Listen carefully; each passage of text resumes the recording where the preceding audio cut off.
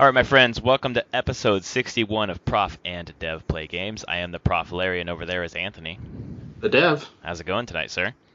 Doing okay. Yeah. A little tired. Into the long Thanksgiving weekend for me. Oh yeah.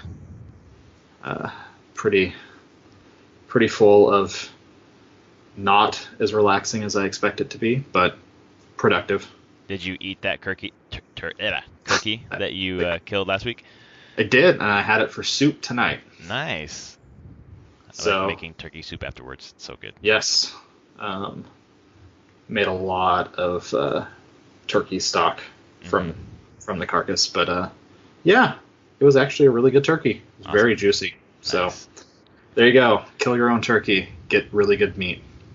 I got a turkey from Sprouts, and I used the convection baking, which is really quick. My oven has that. Oh my god, I didn't realize how quick it was. It didn't dry it out, but it wasn't as juicy as I thought it was going to be. I did it for the lowest amount of time, and I checked it, and it was already past the temperature it needed to be. So, oh man. Yeah, it was an hour and a half for an 11-pound turkey. Just done. Wow. Yeah. Okay. It was really good, but it cooked quicker than I thought. So yeah, I mean, been a good Thanksgiving weekend all around. Family, friends. Right. When you're in the middle of waiting to buy some tickets for Rogue One, right? I am. All right. The Seattle Cinerama. Nice. Best theater, in my opinion, in all of Seattle. And just one giant screen, and it has a balcony. Awesome. And if you watch from the balcony, it's incredible. That's cool. I'm pretty sure this movie theater doesn't actually make money, but Paul Allen, do you know who he is? Microsoft guy? Yeah, he owns a bunch of stuff around Seattle. Mm-hmm. He's very philanthropic as well. He owns this theater, and he bought it as a pure thing of him wanting. He remembers going to these grand theaters as a kid, and he didn't want it to go away in Seattle. So he bought this place and renovated it and made probably one of the most incredible theaters in the U.S. And doesn't need to run it for a profit. No, doesn't. I don't think they care. Yeah. Right. So we'll see. Hopefully I can get tickets. I'm not trying to go opening night or anything. So. Right. Well, at some point, when Anthony gets in, I'll vamp while you buy your tickets. There you go. So we're going to start this episode by talking about another awards season fixture, or maybe not a fixture. This is the first time we've done it? First time. Yeah, so... It's out of nowhere, too. It's just kind of... And it's in the corner. It's not prominent. When I've seen it on Steam, it's like, nominate this for an award. I was like, I don't even know what this is about. Anyways, yeah. And then, yeah. So basically, we're talking about the Steam Awards. And then we're going to talk about Uncharted 4, Nintendo, GameStop, No Man's Sky is back in the news. Talk about what we're playing and finish with some Thanksgiving week deals that we may or may not have taken advantage of. But we will start with the Valve Awards. Do you want to kind of take this one? Yeah. So, did you vote for any? I haven't voted for anything yet, no. Actually, okay. I don't really know how. Do I just do it through Steam where it says nominate this game? Yeah, that's it. Oh, okay. You just basically hit that and you select the category you want to put it in. But I mean, they have a little bit more of these aren't your standard Game of the Year awards, Best Action Game or anything like that. We have the Test of Time award, I'm Not Crying, There's Something in My Eye award, Just 5 More Minutes, Whoa, Dude, Villain Most in Need of a Hug. Game within a game. I thought this game was cool before it won an award. I really like that category. That's a cool one. Best use of a farm animal. And we didn't think of everything award. So kind of poking fun at themselves at games in general, but also getting at the heart of in some ways I look at it a little bit of a critique going yeah, you can have the best games of the year and all this stuff, but there are other important things to remember, especially the Test of Time award. It's yeah, games you're still playing now that are old. That does mean something, and I think the Twist award is really good. Well, the cool thing about it is that when I first saw it, I thought, okay, how is this going to work for games that just came out this year? And I realized, oh no, it's for any game. Yeah, pretty much any game on Steam. Go. Yeah, that's pretty cool. So, I mean, I went through and voted for some. My Test of Time for me was System Shock 2. Nice. Since I go back and play that game about once every year. And I would say that's the test of time. It's on Steam. It can't be a Zelda game because it's not on Steam. So yeah, I think for me, I'd probably choose Skyrim just because it seemed like people are still talking about that damn game. it's true. It's true. What other ones are on here? I have to give a shout out. I put the people I contract for, Blue Wizard, their game Slay Away Camp, which is a puzzler that's already out, is a horror puzzle game where you play a murderer, killing teens, voxel block, basically Minecraft style looking characters. It's a very campy, satirical take on the horror genre. I like the diorama look of the game. Yeah, so I had to vote for them for villain in most need of a hug, which was Skullface, who is voiced by Mark Meer. Mark Meer, who's that? Commander Shepard, Male Shep. Oh, really? Yeah. That's cool. I never have experienced Male Shep. I did one time. I've done one playthrough as Male. Well, I just ran through and found Slayway Camp and voted it for the same award. So there's two. It's a good Skullface. Why not? That's awesome. I don't know. I use it as a way. I'm very curious what Valve will do from like a announcement of these. Will these go on like super sale? I could see them doing that. Like, here's the things that won all of our awards, and now they're on like super discount. Yeah, I think it's a kind of a fun way to give an award because you're right. Most of the awards are the same, like best action, best RPG, best whatever, game of the year. These are just totally weird. Yeah, and totally it's Steam users get to vote for them. So I'm actually curious to see what shows up. Game within a game. Had to go to Witcher 3 on that one. Oh yeah, with Gwent. Yeah, pretty much. That's a good one. It was pretty. That's the only one I can think of PC that really has a game within a game. PC games tend to not do that a ton. The only thing I'm thinking of right now is Uncharted 4, but obviously that's not on Steam. What was its game within a game? Did I miss it? Am I forgetting? Nothing that I can think of. Yeah. Oh man, there's something tickling at the back of my brain for that category, but I don't know if it's a Steam game. Best use of farm animal. This article that we're reading from Kotaku mentions Stardew Valley. Yep, that was my choice immediately. That's pretty good. Although, I mean, Goat Simulator was up there. Yeah, that's a pretty good one too. What about I'm Not Crying, There's Something in My Eye? For me, on there actually was Bioshock Infinite. Oh, okay. Still, every time with that stupid game. I love it, but man, that ending. Which also, to go with the Bioshock theme, Wodo Award was Bioshock. Because I still can't think of a better twist in a game. I know exactly what you're talking about.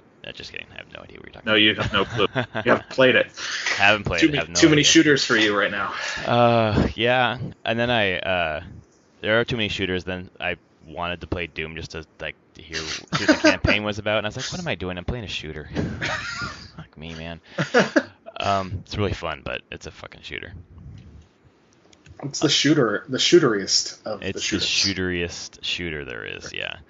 Yeah. So, does this say anything about when these awards are going to be given out for Steam? When they're going to announce the winners? No. Okay. I'm not really sure what it is. I mean, if you did all this stuff, you can get a Steam badge. Oh, I see. Completing all the tasks, which was nominate a game in each category, play a game you've nominated, and then give a review on a game you've nominated, which I gave a review for Chroma Squad. Oh, that's why I saw the review for Chroma Squad. Okay. Yeah, I felt it deserved. I thought this game was cool before it won an award. And it says that this is open until November 29th, so if you haven't voted yet, you still have time. Yeah, it's a fun thing. I actually appreciate this quite a bit from Valve. It's a nice little change of pace. Yeah, and something during award season to talk about that's a little bit different. Yes. Speaking of a little bit different, Uncharted 4 is getting something different soon. And it's a survival mode, basically Horde mode, co-op. That's coming out in December. basically you and your friends are facing 50 waves of enemies. Standard Horde mode in the Uncharted. I think they did Horde mode in 3, didn't they? Yeah, they did it in 2 and 3. Okay. Eventually, yeah. It says arena mode. Well, co-op arena. They're not. It wasn't exactly the same. That's right. But co-op mode. I'm excited. I actually might play multiplayer. Yeah, I would. I like co-op multiplayer. I do not like competitive. Well, if you're gonna do this, I'd like to play it with you. Well, did you picked up Uncharted 4, right? Not yet, but I'm waiting for the next week. They're having the Game Awards sale, and Uncharted 4 was not part of the Black Friday or whatever sale. That makes sense, though. Yeah, so I'm hoping for something then. Yeah, or tomorrow on Cyber Monday or something like that. I have some credit with Amazon, so I might use it on Uncharted 4. You played it? It's worthwhile. Oh my god, the more I think about it, the more I want to play it again. Like that game has stuck with me more than any other game this year that came out this year. If it were any game at all, Assassin's Creed Syndicate was the game that I just kept coming back to. But yeah, Uncharted 4 is really good. I agree. So this is fun. Like, it also shows that clearly they're not done with Uncharted 4, and Naughty Dog's going to support this for a while. Yeah, that's great. People are really excited about the multiplayer. Every time someone comments anywhere online that I've seen about Uncharted 4, like, oh, I just picked it up and the story's really good, or the narrative, the single player is really good. They're like, okay, when you're done, come into multiplayer because we need more people in multiplayer. It's really good. Yeah, I feel like Naughty Dog's has gotten better and better at their multiplayer. Well, it's so unique over time. Like, I played it when I brought it from you, and I think I played the multiplayer beta as well. And what you do is it's not just like a death match. Actually, it's really clever how they do it. Oh, I agree. Naughty Dog's been refining that for a couple games now, and I think they found their niche compared to like the normal shooterish type things. Right. Not as strange as the UCAN experience because it doesn't exist for Assassin's Creed like Brotherhood anymore. Mm-hmm. Was it Brotherhood and Revelations? Brotherhood had multiplayer. So Assassin's Creed multiplayer. What was the point of it? What would you do? Oh, it was insane. It was actually so cool. You would start a game. You would be given, at the start of the game, a prey who you're supposed to go against, and someone else had you as their prey. And what you would do is then you would spawn as you choose the skin that you want. You were not an assassin. You look like a person. And you would try to mimic the movements of AI and hide. Oh my god. In groups of AI, and like so that your prey couldn't find you. Mm-hmm. Or so the hunter couldn't find you, but you were trying to find the prey, and then there were like special abilities that would let you like go invisible or switch to a different person's skin for like 10 seconds. That's cool. And you were like hunting these people down, trying to find flaws in their movements or where they were going. And yeah, you got a little ping when you were getting close, but it would never tell you exactly where they were, just that you were kind of close to them. Uh-huh. So you kind of had to watch who was around you. Yeah, and you got penalized for killing NPCs. So you couldn't just kill everyone on the street. No, it was so unique. Well, that's awesome. But they never did that again, I assume. They did it for... Did Revolutions have it? Revelations might have still had it. Okay.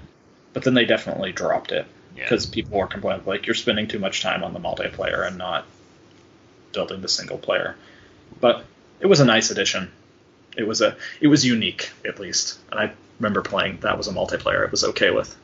Well, it's kind of nice that Naughty Dog is maybe doing the same thing, not the same mode or anything, but they're not trying to just cookie cutter copy what other people are doing. Like their multiplayer mode, but right now is very unique. And then they're trying to make a multiplayer mode that fits the game that they made. That's right. And then Horde mode. I mean, Horde mode's Gears of War and whatever else, but still they have their own take on it here. I'd love to play that with you. It'd be really fun. Yeah. Hopefully, cross fingers that it all happens at the right time. Yeah, hopefully you get your game back. I sent it back to you this week. It'll probably be here in a couple days. Yeah. And then hopefully I'll be able to get this on sale. That would be great. I'm sure. Next piece of news, something that probably didn't make you very happy, but there is a Nintendo insider, a person who knows people in Nintendo who's got some news in the past, has a new piece of news about Nintendo internally aiming for June 16th for Breath of the Wild to come out in the UK, which means it'll be in the US around the same time as well, I assume. And then once she kind of posted that information, she got blacklisted by Nintendo UK, which makes it sound a little more legit. Yeah. So June 16th, Europe. Beginning of June, US, probably. Seems about right. That's right. And they haven't given an official date for Switch yet. Just March. Okay. That's about as... So it could be the very, very end of March, so then we have April, May. I mean, I would still say this is release window. Like, it doesn't... I would love to have Zelda at launch, but if they announce, like, the same time they launch the Switch, announce the Switch date and everything, that Zelda is coming on a specific date, I probably would still pick one up since the game's coming out within a couple months. And you would trust that date wouldn't move? Most likely. It's been delayed already enough. Right. Yeah, I think for me this fits in with the release window that I'm hoping they have, where they launch, I assume they're launching with Mario, launching with 3D Mario, and then, each month having a big title. So, I don't know, Mario Kart and Smash and... The Pokemon Stars, whatever that could actually be a launch. That's right, the Pokemon as well. So I think I don't think they want to crowd everything into like the opening month. No. They don't want to shoot their wad. So holding this back a couple of months, even if it was ready to go at launch, kind of would make sense to me, because there are other things to launch with that might sell more. And then someone sees there are big things releasing at the beginning, and then if you wait a couple months, there's another big thing. Okay, well, Nintendo has this plan where they're going to launch big titles throughout maybe the 6-month release window or launch window. So I don't know. I feel fine with this news. Yeah, I'm okay with it. If the rumors were it's going to be like fall, a year later, Christmas, that's kind of pushing it, but. This falls in line. I'm okay with it. Think this has anything to do with E3? Maybe. It's pretty close to E3. Nintendo doesn't care that much, though. That's right. They do. They always have an E3 presence, or they tend to. But I don't think with this game they care that much. It's just... I think more than anything, they need to make sure this game is good. Right.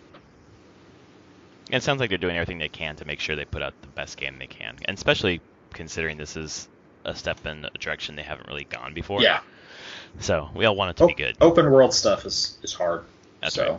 That's right. I mean, I'm pretty okay with them holding off a few months to get it right. And Nintendo knows that they need to get this right, because this is a system seller. And if this gets panned as like a bad game or a bad Zelda... Right. Goodbye Switch sales. I mean, that hurts for a while. And if this system doesn't sell well, I wonder if they would ever do another system. I don't think so. Yeah, I think this. I think this is it. I think this is it too. And the fact that they're seemingly combining their handheld and home console business into one, because if this thing takes off, the 3DS is getting dropped. Everything's going to get onto this within. Yeah. I know it costs more to develop for an HD system than the 3DS, but I don't know. I could see 3DS having another 12 to 18 months of support. Right. As just games that have already been in development, just coming out. But say a year later, Switch sales are strong. You should start seeing 3DS marketing and push for it go away. That's right. Yeah, I would say that if the Switch is as strong as I hope it will be, I don't think we'd see the next Fire Emblem on 3DS. I think we'd see it on Switch. No. Which would be kind of nice. HD graphics. Fire Emblem. I would be pretty excited for that. Speaking of things that are hard to do, we mentioned this a little earlier. I had to segue to my head, and then we kind of went on a different tangent, but I still want to use this segue. Okay. Apparently, it's hard for GameStop to sell games. Shocking. Oh my God. They had their earnings call, and they mentioned a few things. One, Pokemon Sun and Moon were the best performing games for GameStop all year. So thanks, Nintendo fans, for saving GameStop a little bit there. Call of Duty Infinite Warfare underperformed. PS4 That's Pro. something to notice. Something important there, that it's underperforming. Out. Right. That is of note. Well, people didn't like Ghosts, and Infinity Ward is the one doing this one, and they did Ghosts, and people were already kind of skeptical about it. And then the future stuff, people are tired of the future stuff. Like people, that there was that thing where like we're not going to buy this game, and then that Steam group was like everyone playing that game on launch day. But it seems like people actually stuck to their guns this time and said, we don't want to play this game. Yeah. Which, yeah, I mean, whatever. I haven't played it myself. I don't think you've played it. Nope. I honestly had already passed that it had come out. Mm-hmm. It just didn't have a lot of buzz, really, in my opinion. Unlike Battlefield 1, which had a ton of buzz. Yeah, I mean, it seems like it's kept it. Like I hear a lot of good online buzz about continuing people saying like, no, come play Battlefield 1. It's really good. Right. Well, and during the Black Friday or whatever sale that PSN was having, they had a Battlefield 1 and Titanfall 2 like deluxe edition bundle. You get both deluxe editions for $65, I think it was. Oh. So basically half price for each one. I don't know if that's good or bad. I think it was them trying super to. Soon. It was soon, and I think it had more to do with Titanfall 2 than Battlefield 1. So I have to remember, I picked up the original like Modern Warfare. I remember getting that for the 360 at discount at Target on Black Friday. Like it had just come out like a month earlier, and I got it for like $35 or something. Well, there's so many games now that they come out, and like a couple weeks later, it's just like a steep discount. And we'll get to that in our off-topic kind of deals discussion, but it's crazy. Like, just wait a couple weeks, and you save like half your money. It's true. Really crazy. I was actually with a bunch of the Steam sales going on. There was an article that came out probably mid last year that was basically saying that indie games see a much slower decline in price typically than AAA games. Right. And you can actually see it in like the Steam sale going on right now. Well, I think it's easier for, correct me if I'm wrong, but it's easier for indies to kind of control their own price and say like we have first of all, we know what we spent on development and we need to recoup that money, but also like being in charge of like their value branding almost, like this is worth X amount of dollars and we're not going to go below. Versus like EA sees that Titanfall 2 is not selling well, and they're like, I don't care what damage it does to the brand, like let's hack the price and get it out there, or Battleborn or Evolve or any of these other ones. I just feel like indies are closer to, they're so, okay, like, I don't know, like The Witness, like Jonathan Blow, like The Witness is like his baby, and he doesn't want to see his baby sold for less than he thinks it's worth, like his piece of art. Yeah, exactly. And he knows, he has a lot of information from previous games and stuff with like Braid. He's like, no, I'm just going to sell it for this. People will buy it. Well, Witness came out, February? It's a game that I wanted to get, but I was like, I'm not going to pay that amount of money for it. My price point is probably $20. And the Steam sale got down to 23, and I said, okay, close enough. That's actually really good. Yeah, I thought it was. I think it's worth that. And it's probably worth more. I just wasn't willing to pay it more. And so I wanted to play it before the end of the year so I could consider it in my GOTY discussion. So there you go. Probably a good one. Yeah, I'm looking forward to it. A couple other notes from the GameStop article. PS4 Pro is off to a strong start, and PSVR is selling strong as well. I think PSVR is doing pretty well. Yeah, I've heard good things. Not like skyrocketing numbers or anything, but I think it's making them happy, and it's definitely. I was reading some stuff that speculative that it's on track to be by far the most popular VR headset. Well, I saw it was about to outsell Vive and Rift together. Yeah, I mean that doesn't shock me. Right. So, yeah, I'm. We'll see how that goes. I didn't really see. I mean, I guess GameStop is where people would be picking that up from, the hardware still. So. Yeah, but in terms of this article and their sales hurting, it's just something that has always struck me when I heard about like the Gamers Club Unlocked at Best Buy, 20% off if you sign up for their club for $30. It was like $30 for 2 years. And then Amazon Prime, you get 20% off before a game's release or 2 weeks after for being a Prime member. And when I was a Power Up Rewards member at GameStop, you got like 10% off or something on some things, and it just wasn't a great incentive to buy games there, except for the used market. And I just always thought they were losing sales because whenever I would consider buying a new game, I would buy it at Best Buy or I would buy it through Prime because the incentive is larger. Yeah. So it seems like GameStop is almost taking advantage of people who don't know about how to get cheap games, like kids' moms coming in or something like that. They always seem to overcharge. Yeah, they do. And most people who buy games know where to buy games for cheap, so yeah, it makes sense to me why they're struggling. Yeah, they also say you mentioned PS4 Pro off to a strong start. Yeah. I saw someone make a tweet earlier that was, I think I posted in our conversation, that for this past week, PS4 hardware has sold 2 million units. 2 million, unreal. That's crazy. Well, I saw there was it was Amazon. It was a PS4 Slim. Pro. No, so the Slim with Uncharted 4, the 500 gigabyte, one of the two. Yeah. 195. Down to 195. Crazy. And then the Pro right now is down to 336. Yeah. So, and we'll get to I saw that. Yeah. With the deals later, but yeah. So, excuse me. Last piece of news is something that you know more about than I do, and it's No Man's Sky got a huge update today. Crazy. Out of nowhere. Like, we know we've been radio silent, and we've been making things, and here you go. Yeah. We've decided not to talk about what we're doing, and we'll just release stuff and show you what we've been working on, so that there's...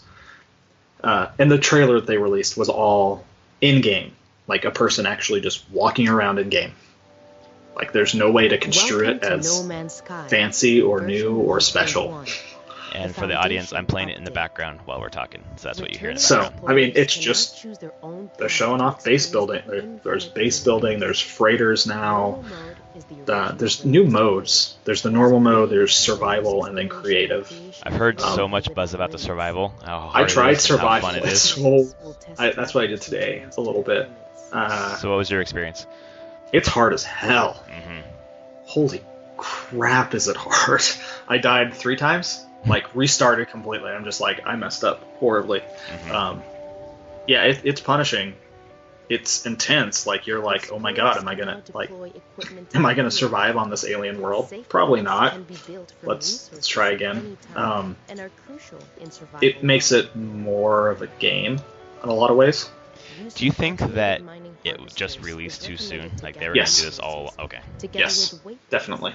Sony just pushed them. Well, I mean, when they said they were going to delay... I think we talked about this on a previous podcast. People were up in arms that they were delaying the game, or were saying death threats that they were delaying the game.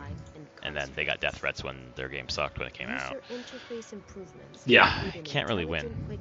No, not at all. Ever. But you like the new stuff.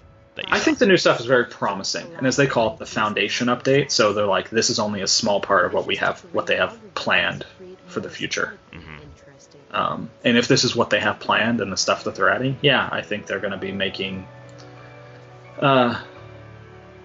true with a lot of the promises they actually said they wanted for the final game. Because I mean, the freighters and stuff and the trading is definitely pushing towards the point of they're going to be like global factions are going to mean something.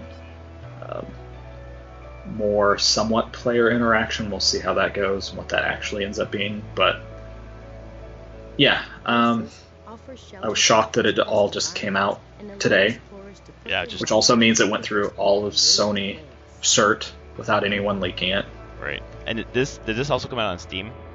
Yeah, PC and PS4, I'm pretty sure. All right. I don't know if Xbox One has it right now. Xbox One doesn't have No Man's Sky. Oh, that's right, they don't yet. Yeah. I assume they will at some point. Yeah, I guess we'll see, huh? It's a timed exclusive. I'm certain of it, but right. I could be wrong.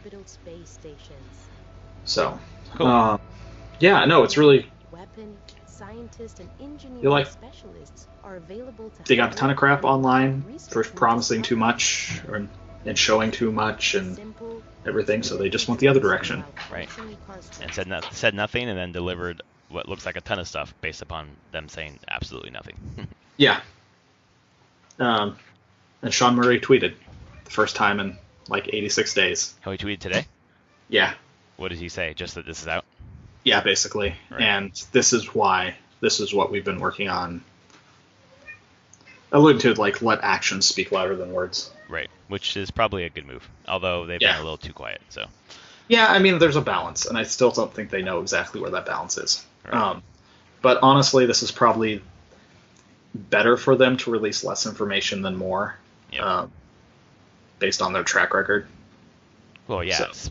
If he spoke a lot and overpromised and delivered this that wasn't what he said he was going to do, then it would just be real bad for them. So this is better. If they knew all along this was coming out, then for them to be so quiet made sense. Yeah. So yeah, good on them, and we'll see if this improves the overall appeal of the game. Right. Like, I can actually see if they continue doing every few months big updates like this, people are going to forget all about the launch. They're going to be like, oh yeah, it launched poorly. Whatever, it's good now. Right. It's fine. Exactly. Speaking of good games being good eventually or at launch, we are playing a lot of games that were either good at launch or eventually became good. I have a huge list, so we'll start with yours because you have a smaller list. And then in case you end up buying your ticket, I can talk about all my stuff while you're buying your ticket. That's true. Actually, their website is completely down now. Oh, okay. I did buy my ticket while you were here. My bank account shows them taking the money out, but I have no confirmation yet. Oh, so you bought the ticket while we were talking? Yeah. Oh, nice. Okay. At least supposedly. Again, like I said, money says it's out of my bank account, but their site is completely DNS'd. Okay. They may have been hit a lot of traffic right off the bat. So, yeah, what games do you have? Okay. Well, I'll start. My game. Yeah, you go first. You're playing Pokemon Moon? Yep, still playing Pokemon Moon. Made it through the tutorial island and then moved on to the second island. And again, first true experience with ever a Pokemon game. So I have read that there's trials that I'm doing now. Those would have been gyms on previous games. But these are like special, unique challenges by different trainers, Pokemon trainers on the island. And they get really hard very fast. This game took off the kitty gloves and started hitting hard. I was like, this is. I have to be a lot more prepared now. So okay. What's one of the challenges? Like, can you give me an example? So the one that finally got me was you have to go to the top of a volcano. Okay, this is all Alola is the land it's in. It's very Hawaii based, like feeling Polynesian, South Pacific Island kind of feel going on. And go to the top of the volcano, you battle all the way up there, and that was fine. And then you talk to the captain for this park volcano. It's like, all right, well, first you need to basically, he's going to show you these Pokemon that do a dance. They'll do a dance, and they'll say, okay, they'll do another dance, and you have to tell me what they did different, which is simple. You just choose it, and it gets going super bizarre of like, oh, there's a hiker photobombing the final shot. There's this, but then you have to fight the thing that's different, and then it leads up to you fighting the captain himself and his not the totem Pokemon, which is like the super powered up Pokemon, and I already had fought a couple, and this one and it just wrecked me the first time I went in there. I was totally not prepared for it just to wipe the floor with my entire team. Pokemon is clearly a game. It's a game about, you can only do one thing a turn, but you need to, like, you have 6 Pokemon in your team. It's really learning that it's advantageous to switch certain ones in and out to, like, just do a single attack to cause a status effect, then switch in someone else that's strong, like, has high defense against the type that's attacking you. To take a few hits while you prepare, heal up, or prepare something else that you want to switch in to do a lot of damage. It just ramped up very quickly. It was like, nope, training gloves are off. Let's time to play Pokemon. And there's a shocking amount of depth to the combat system that I had to learn. And depth in terms of, like, strategy, like how you're. Yes. Yeah, that's really cool. I didn't actually think of it as a strategy game. There is total strategy to those fights. A shocking amount. I was unprepared because everyone's like, oh, it's just kind of a kid's game. It's cool. I'm like, yeah, this is still kind of a challenging game. I can see that. And I mean, you can grind anyway and get over-leveled, but yeah. So I'm still enjoying it quite a bit. Play it with my kids around. They enjoy watching me just fight, and they love just seeing all the different Pokemon. So what else? I mean, when did I do it? Yesterday, Friday morning, and then yesterday I played a bunch of Hyper Light Drifter. Okay. I don't know why. I decided I was like, I'm going to sit down with this thing again and beat my head against it, and I beat all of the 4 zone bosses, and I'm on the final boss. Oh, okay. And it is hard. Oh my god. Yeah. I can't believe I was like, you talk about Dark Souls and Bloodborne being the games that people just beat their head against. Like, yeah, there was some bosses I sat there for probably a good 30, 40 minutes just learning the pattern. Right. And I'm like, this is not me. This is not something I typically do. Right. But I just wanted to keep doing it. And God, did I get so mad sometimes. I know exactly what you're talking about. So mad. Oh my god. But I did it. And man, that feeling of accomplishment when you do it. It feels like an achievement. Really strong. Right? Yeah. So, highly recommend Hyper Light Drifter. It's visually and artistically just an amazing action game. Kind of reminds me of, it's not really Souls-like, really. It reminds me of a kind of a top-down-ish Mega Man in a lot of ways. Mm-hmm. Has a lot in common with that series and some Castlevania, Metroidvania stuff going on, how you unlock things. It's funny that you mentioned Mega Man, because it's like, when I was playing it, it made me think about Mega Man, about how frustrating it was to get through certain parts of those levels, and it's like retro hard, and maybe even harder than that. Yeah, I think that's a good comparison, even though, like, the style of gameplay is not really the same. No, but I can't believe, like, I pushed through it. The last boss is going to be so hard. Oh my god. I tried a couple times, and I was like, okay, I need to stop for a bit. Well, that's about an 8-hour game, right? Something like that.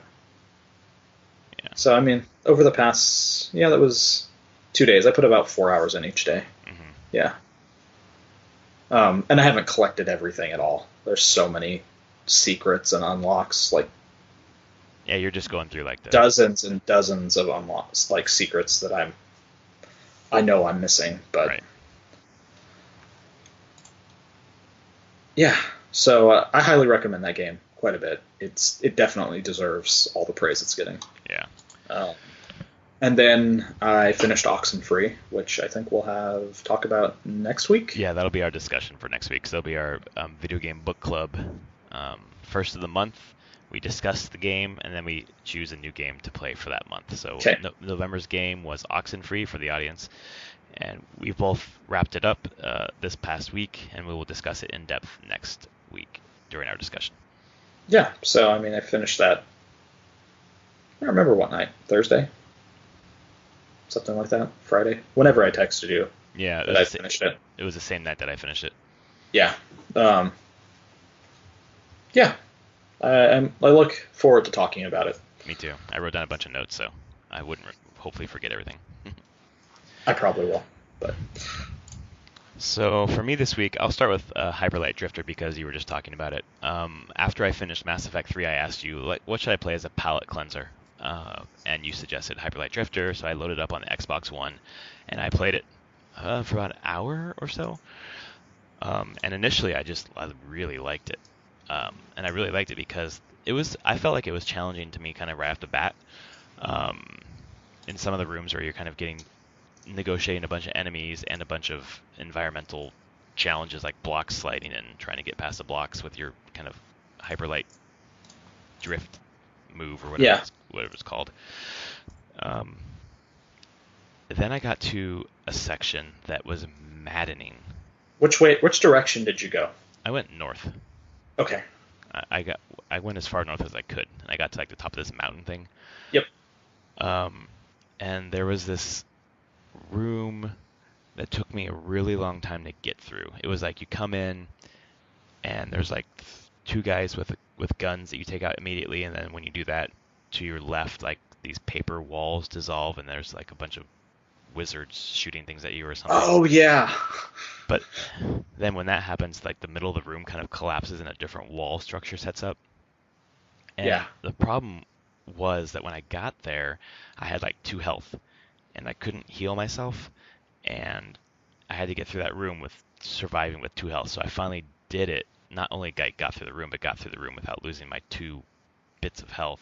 And I got into the next room, and the next room there was some sort of platforming challenge, and I messed up the first jump, and instead of like the checkpoint was back before the last room that took me forever to get through. So I tried it again a couple times, and I was like, fuck it. I rage quit. I can see that. There's a couple places in that game where the checkpoints are a little bit too far. Yeah, that was one of them, and I just rage quit. I turned off the entire console, and I was like, that's it.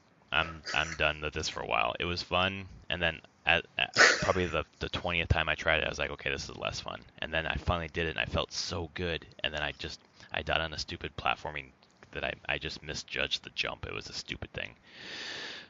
Totally my fault.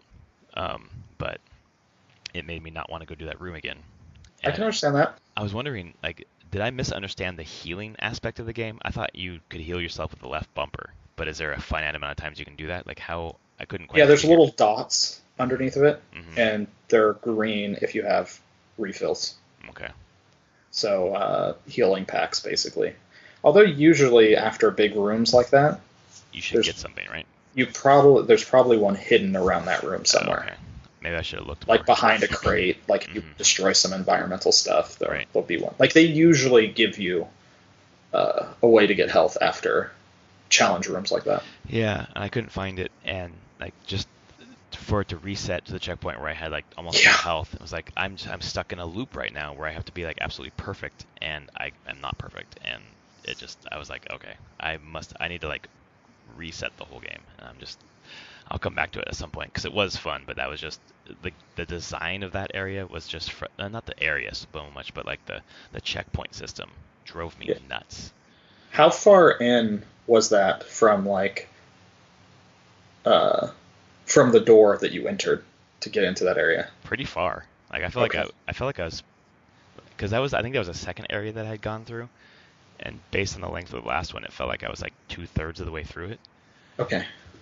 But I really don't know because I still don't really know the language of Hyperlight Drifter. Like I kind of, because it's wordless storytelling, like I was kind of confused about what was going on and how. I'm still kind of confused on what's going on exactly, but I'm hoping maybe by the end I'll know.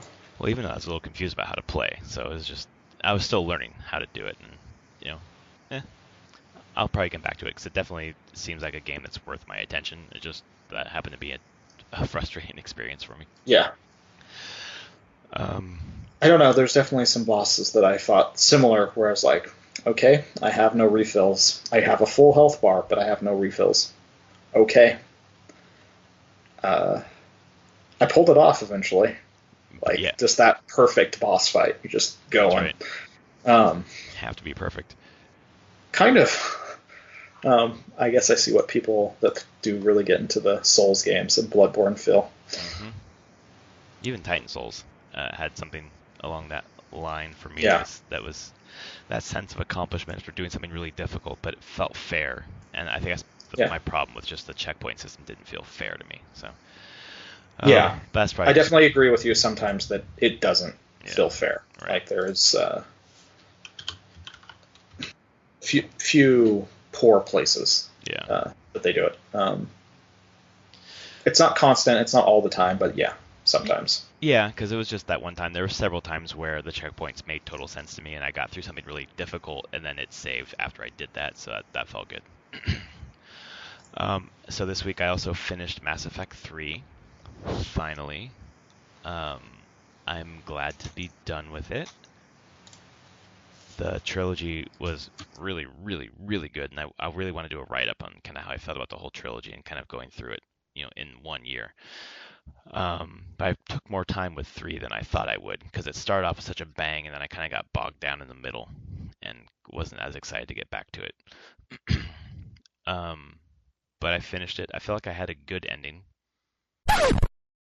Okay, so it looks like Anthony's internet has gone down. He uses Comcast or has to use Comcast up there in Seattle, and his internet went to crap. So when I was trying to discuss my thoughts about Mass Effect 3, uh, I lost a connection with him, so he's gone and he can't get back on the internet. So I'm going to wrap up this episode by myself, talking about a few thoughts of the games that I played this week.